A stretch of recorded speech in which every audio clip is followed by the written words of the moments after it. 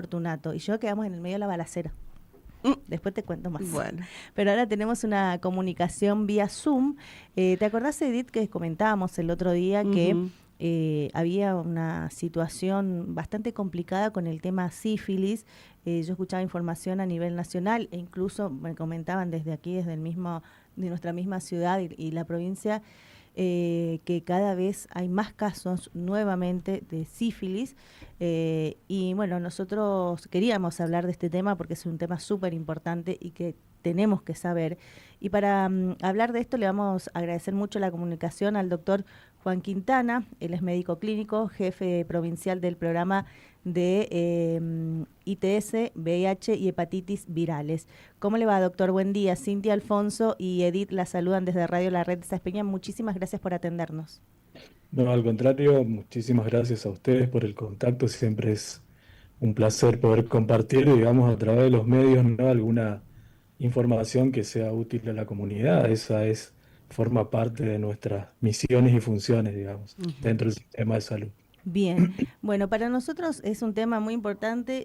El otro día hablamos con Edith fuera de aire y después, bueno, justamente la semana pasada volví a escuchar esta información de lo preocupante y alarmante que son la crecida de casos de sífilis por sobre todas las cosas en la Argentina. Sí, esta es una situación, digamos, de alerta sanitaria, si se quiere, ¿no? Como Ujú. para ponerle un buen título a esta situación. Sífilis, seguramente mucha gente sabe, otras quizás no, por ahí hay mucha nueva generación, digamos, ¿no? Que no ha vivido algunas circunstancias en las historias del mundo, digamos, ¿no? Ujú. Principalmente con este tema de ITS podemos encontrar algunas falencias, digamos, ¿no? En lo que a través de lo que nos ha enseñado a nosotros el tiempo, quizás no hemos podido tampoco transmitirle, ¿no? A las nuevas generaciones, eso es como mea culpa en todo esto. Y imagínense que si bien VIH es una infección que si se quiere tiene más vidriera, ¿no? En Ujú. todo sentido, muchas veces tiene más impacto en los medios, más impacto en las políticas sanitarias también y que sífilis había quedado un poco retrasada, un poco como olvidada, si se quiere. Con sífilis es una infección muy antigua, esto para que la gente lo sepa, es una infección muy antigua, viene prácticamente, la conocemos desde el siglo XV, desde el siglo XIV en el mundo, es originario de América, ¿no? La bacteria esta que se llama Treponema pallidum. Ujú. Los colonizadores nos trajeron algunas pestes y nosotros le dimos algunas otras, hicimos algún trueque ahí con las bacterias. Y tuvo muchísima repercusión a nivel de la salud general porque las personas se morían de la sífilis, esto hace 80 años atrás. Es decir, no estamos hablando tampoco de una enorme cantidad de años. ¿Qué pasó 80 años atrás? Que se terminó esta cuestión, ¿no es cierto?, grave que producía la infección de la sífilis, que se inventó la penicilina. La penicilina vino a ser no solamente la cura y realmente hasta el día de hoy no hay ningún tipo de dudas al respecto. Eso también es bueno saberlo. La sífilis es una infección que se cura a través de la penicilina, ¿no? La penicilina vino a ser en ese momento un antibiótico que se usó un poco para todo, ¿no? Pero hoy en día una de las indicaciones precisas, exactas y confiables para tratar la sífilis es con penicilina. Remarco esto porque estamos hablando de un antibiótico que tampoco cuesta muy caro. Claro. Por supuesto, tiene su costo, ¿no? Como todos los medicamentos en nuestro país han subido en los últimos dos Mm. años un 400, 600%, realmente es dramático, ¿no? Además que hay una cartelización los laboratorios, es decir, Claro. antes uno con un Así laboratorio es, nos diferente vamos a presentar, estamos con el licenciado, Ahí estamos, doctor. perdón. Ujú. podía uno conseguir algo en una marca más económica. Hoy en día Ujú. todas las marcas cobran igual, digamos, o sea que en eso yo le llamo cartelización a eso, ¿no? Claro. En definitiva, quedó en el tiempo. Antiguamente también, digo antiguamente, porque estoy hablando de la década del 70 y del 80, en las escuelas primarias, en el último grado, se ofrecían charlas referentes a las ITS y se hablaba de la sífilis. Así que la mayoría de los chicos que entraban a la adolescencia, digamos, al terminar el séptimo grado en ese tiempo, ya tenían alguna información al respecto, ¿no? Ujú. Y no digo que uno sabía todo, digamos, pero por lo menos uno la tenía ahí en algún lugar de la memoria. Después vino el HIV y el HIV desplazó, por supuesto, una infección antigua como la sífilis curable. Vino el VIH a presentarse como una infección este, de pandémica y con gravedad también, porque todavía al día de hoy se sigue muriendo gente por VIH y quedó desplazada. Y con el tiempo también se desplazó al VIH de la memoria de la gente porque también pasó a ser una infección muy controlable. Los medicamentos son realmente espectaculares, son excelentes para VIH, la gente anda bárbara, es decir, la persona con VIH que está en tratamiento y con adherencia a su tratamiento anda muy bien, es decir, no hay dudas con eso. Ujú.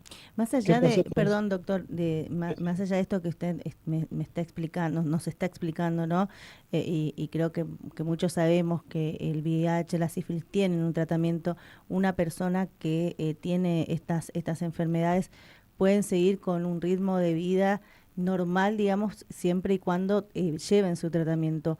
Pero aún así, todavía hay gente que tiene miedo, que tiene vergüenza y lamentablemente y tristemente se muere por no tratarse. Sí, hay una cuestión muy compleja. Los seres humanos somos muy complejos y sobre todo cuando se trata, ¿no? de convencer o de informar o de recomendar a las personas, digamos, el autocuidado, ¿no? Y dentro del autocuidado entra cuando uno tiene una enfermedad crónica, como Ujú, puede ser la diabetes, como puede ser el VIH, el tomar nuestro medicamento y todo lo demás es muy importante, ¿no? ujú. Y eso nos asegura, si tengamos la infección crónica o la enfermedad crónica que tengamos, una calidad de vida muy buena. Sí, ahí sigue habiendo miedo, sigue habiendo tabúes, hay personas que se diagnostican con VIH y no vuelven a la consulta, ¿eh? Pasa también eso. Y volviendo al tema de la sífilis empezó a ser un problema, se empieza a detectar, ¿no? Un aumento muy drástico en las estadísticas en los últimos 5 años por lo menos, y en los últimos 7, ha habido un aumento, pero realmente exponencial. Eso lo muestran las estadísticas, se ha pasado de un 60% más, digamos, en los últimos años. Realmente es un número muy impactante. Ha habido más de 20.000 nuevos diagnósticos entre el 2025 y el 2024, digamos. La diferencia, ¿no? El 2025 es el año cerrado estadísticamente, cosa que a pesar, ¿no? de que todavía se siguen trabajando con las campañas de prevención, con la disponibilidad, ¿no es cierto?, del tema diagnóstico, del acceso al sistema de salud, todavía sigue siendo un problema. Por lo tanto, uno cuando tiene que mirar esto desde el sistema público de salud, primero, no hay dudas, digamos, que la sífilis se ha transformado en un problema sanitario. Es decir, eso no debe haber dudas. Tampoco debe haber ninguna vacilación en que el Estado debe intervenir fuertemente en esta situación, Ujú.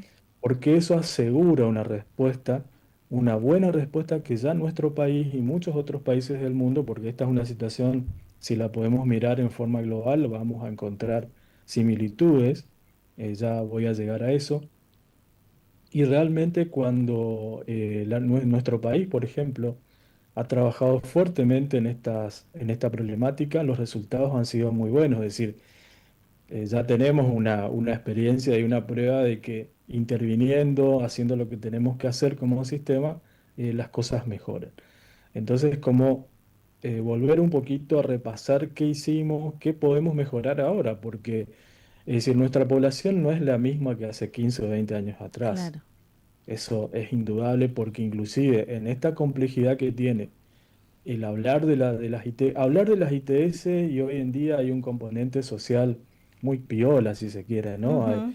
hay una forma más llana de hablar estas cosas, de charlarla, de hablar de la sexualidad. pero regresamos en términos sanitarios a infecciones que ya no tendríamos que haberlas, digamos. Totalmente. Entonces acá hay un componente importante que tiene que ver con el comportamiento social, ¿eh? Es decir, las relaciones sexuales de esta época, la manera, la dinámica no son similares a las que se establecían antes de las redes sociales, por ejemplo. ¿No? Ujú. Ese es un tema fundamental. Las redes sociales han cambiado la manera en que se relacionan las personas. Y en esa manera de cambiar se ha perdido el hábito del autocuidado, ¿no? Y de hecho hay una fuerte tendencia social y cultural a no usar preservativos, a que las relaciones sexuales ya antes, 40 años atrás, 30 años atrás, uno planificaba, ¿no? Un poquito el tema, o tenía algún proyecto de vida en común con alguna persona, pero ahora en este tiempo es un poco más lábiles. Es decir, las personas se relacionan con muchas personas a la vez, ¿no? Hay personas que cuando uno diagnostica en el consultorio alguna ITS, uno pregunta, ¿no? ¿Cómo ha venido el tema de las relaciones? Y bueno, comentan que han tenido intercambios sexuales, digamos, con tres o cuatro parejas semanales Ujú. diferentes. Esto no estoy juzgando, ¿eh? Yo no estoy hablando ni tampoco Claro. tomando una actitud, digamos, de pacato, digamos, en esto, Es como que sino cada que uno puede ser libre de estar con quien quiera, pero absolutamente siempre eso. mantener los cuidados para protegerse uno mismo y al otro también y Exacto. evitar toda esta propagación que tenemos nuevamente. Pero ahí justamente, es decir, ¿cómo llegamos ahí, no? ¿Cómo convencemos a las personas? Porque también, por eso digo, hay un combo bastante complejo acá, ¿no? Entre que hubo una bajada, estoy hablando del nivel nacional, de intervención, digamos, por decirlo de alguna manera, sobre todo Dios financiando y este tipo de cosas. Con el discurso de ayer quedó más claro, digamos, el Sí. discurso de anoche, cómo va a venir la mano. ¿Ustedes sufrieron ajuste? Las provincias, sin embargo, han trabajado fuertemente tratando de Mm, suplir, digamos, esa ausencia del tema nacional, ¿no? Chaco es una de esas. El ministerio es un ministerio muy comprometido, el ministro es una persona de la infectología y trabajó con VIH muchos años, así que tiene un poco de idea de todo esto. Pero de todas maneras, esa desfinanciación impactó gravemente, es decir, no, también eso hace que las cosas sean más difíciles, ¿no? ujú. Y esto tiene nosotros somos reflejo como sociedad globalizada también de situaciones que han cambiado, ¿no? A nivel mundial es terrible el cambio de visión, ¿no? De algunos gobiernos que son muy poderosos y que realmente atentan contra el diseño y la aplicación de políticas públicas globales. Realmente es terrible. Doctor, Edith lo saluda, ¿cómo le va? ¿Cómo te va? En qué rango etario se está dando más esto de los contagios de sífilis? ¿Es en general o hay, digamos, edades y edades en las que Sí, más se dan? ese dato no es un dato menor, Mm, porque sí, las estadísticas sirven, ¿no es cierto? Sirven para mm, planificar, sirven para prever, sirven para describir una situación en particular. sí. Y acá los números primero están dando altos, como decíamos desde el principio, un aumento de 7 veces más en los casos de sífilis, para tener una idea un poco global, pero además está impactando en personas muy jóvenes. Estamos hablando de personas entre 15 y 24 años. Que se Eso inician es sexualmente. exactamente. Es ahí donde está realmente pegando muy, pero muy fuerte. Los casos están concentrados en ese grupo etario.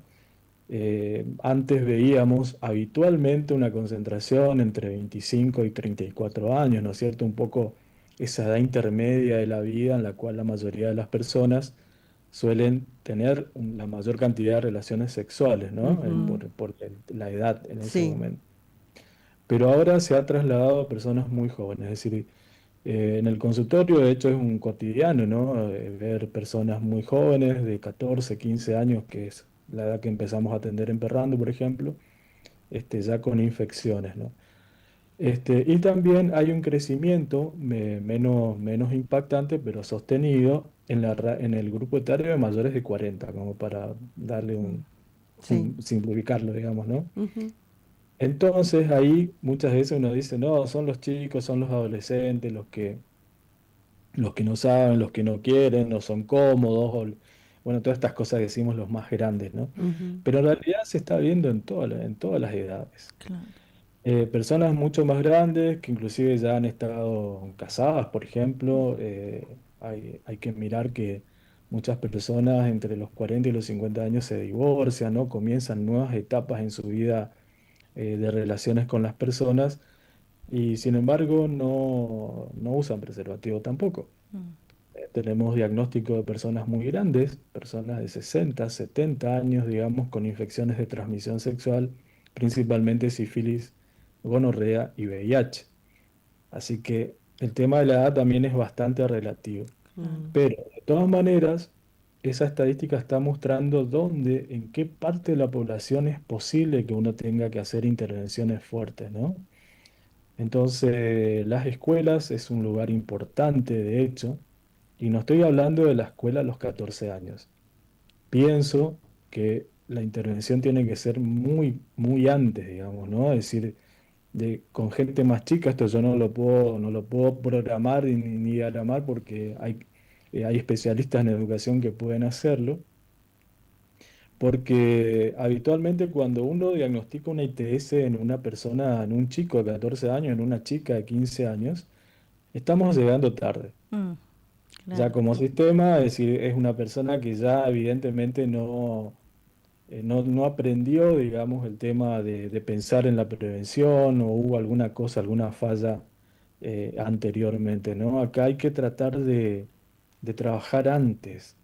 Y la ley de educación sexual integral es una ley realmente espectacular, que ha dado marco y ha dado un marco legal a estas situaciones, digamos, pero también nos encontramos con rechazos. Sí, por supuesto. Ahí el tema social también opera, esto es un pensamiento mío, de manera negativa, porque es decir, no solamente hay un rechazo muchas veces de la familia, sino también de los mismos docentes, Mm, ¿no? Hay una carga de prejuicio, esto creo que al principio me habían preguntado algo sobre eso, hay una carga de prejuicio muy fuerte todavía. sí. Entonces, ¿tenemos que reeducarnos nosotros como adultos? Sí.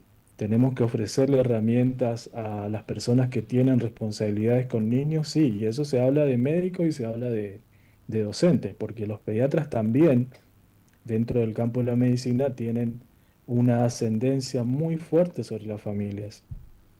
Y hay pediatras que no quieren hablar de temas de sexualidad, digamos, Mm, ¿no? Con los papás, con respecto a los niños, tienen por ahí alguna falencia en eso. Así claro. que fíjense todo el trabajo que hay que hacer. Sí, Ujú. totalmente. Doctor, un poquito como para ir cerrando, si no surge alguna otra pregunta, eh, ¿cómo está hoy por hoy el sistema justamente del que usted es jefe en cuanto a lo que tiene que ver protección, no sé, repartir? Yo recuerdo que se iba al hospital y tenías los preservativos y había, digamos, había un lugar donde los chicos podían ir, podían pedir, no solo, bueno, estamos hablando de preservativo porque no es solamente, eso siempre lo decimos cuando tenemos la oportunidad de hablar, el preservativo no solamente es para evitar embarazos, sino un montón de estas cosas de las que usted está hablando, que son enfermedades de transmisión sexual. Hay esto, los chicos van a buscar, no saben utilizarlo, por eso no lo utilizan porque no quiere y porque es una tendencia no usarlo. Se suman un montón de cosas. Ahí aclaro el tema de preservativo. El Sí. tema de preservativo siempre fue de provisión nacional. La nación compraba licitación, hacía licitaciones muy Ujú. grandes, en cantidades muy grandes. Les comento hoy por el fondo hay un recurso que se llama de Naciones Unidas, que es el Fondo Poblacional, a través del cual los estados pueden comprar, por ejemplo, preservativos a 15 centavos por unidad. 15 a 30 centavos por unidad. Imagínense que esa cifra, ese valor es realmente nada Nada. en comparación, digamos, a lo que uno puede llegar a pagar en una farmacia hoy en día, porque los preservativos también están un poco caros, ¿no? Mm. Nación ha venido discontinuando la provisión de preservativo por una cuestión de restricción presupuestaria, ¿no? De recorte, de ahorro, pero fíjense que el ahorro, como repercute negativamente, digamos, en el Claro. crecimiento sostenido de una infección que es totalmente prevenible. El preservativo es la herramienta fundamental, principal en esta acción. Podemos charlar, hablar de, por supuesto, la información siempre es valiosa, pero si no tenemos las herramientas que tenemos que ofrecer, digamos, también estamos ahí a mitad de camino, ¿no? En ese tema, Chaco ha comprado preservativos hace, creo que el año pasado, el año antepasado, se ha comprado una cantidad importante de preservativos que suplió, digamos, de alguna manera la ausencia del recurso nacional. La Nación empezó una licitación por 20 millones de unidades que va a estar disponible después en el segundo semestre del año, Mm, si las cosas se dan bien, digamos, ¿no? claro. Y ahora se ha pedido a la provincia, digamos, la compra también de preservativos. Así que esa disponibilidad estaba en todos los servicios de salud, en los centros de salud, en los hospitales, en los lugares donde la gente podía ir, tenían accesibilidad, ¿no? Ahora eso está bastante restringido porque en este momento está habiendo muy poco, Mm, ¿no? Quedan remanentes de la compra provincial, queda algún remanente del programa de salud sexual, así que estamos, en este momento estoy hablando, estamos a la espera de poder llenar esos dispensers, ¿no? De preservativos para que la gente tenga acceso. Y hay ojalá. una cuestión acá, el preservativo tiene que estar disponible no solamente en el sistema sanitario, porque el preservativo no es un remedio, no Ujú, es una pastilla, es decir, es un bien social, ¿no? Así lo entendemos. Así sí, que tiene que estar disponible en todos lados, en los pasillos de las universidades, las facultades, en las estaciones de servicio, qué en los bueno. lugares donde va la gente a bailar, no sé. Es decir, toda esa situación, pero tenemos que tener, digamos, y asegurar la disponibilidad. La gente va a buscar, sí va a buscar porque hoy en día es bastante caro. En algún momento había dudas, ¿no? De que si los que teníamos de Nación eran seguros o Sí. eran de buena calidad. Esto les puedo asegurar que sí, porque en el país hay una sola fábrica de preservativos. Así que la que compramos con packaging muy bonito y con sabores y con tachas y con cositas así en la farmacia, es el mismo material que se utilizan en las compras grandes, digamos. Así que la gente tiene que tener total seguridad. Es preservativo, acá claro, es lubricante también, eso después, si ustedes con tiempo en algún momento tienen, podemos charlar un poquito sobre eso. Sí, por favor. Y está comprobado, eso por favor la gente tiene que saberlo, está comprobadísimo la seguridad del preservativo para evitar infección de transmisión sexual. Hay que usarlo, no hay manera de poner excusas. Nosotros hemos escuchado a través del tiempo todas las excusas habidas y por haber. No me gusta, no es lo mismo, Mm, no siento igual, bueno. Y de los dos sexos, ¿eh? sí. No es que solamente los varones son renuentes. También las chicas son renuentes a que sus parejas sexuales utilicen preservativo. Así que hay que trabajar fuerte ahí. Bien. Bueno, doctor, le agradecemos muchísimo, la verdad es que es súper interesante. Bueno, después seguramente en algún momento, cuando usted tenga tiempo, lo vamos a molestar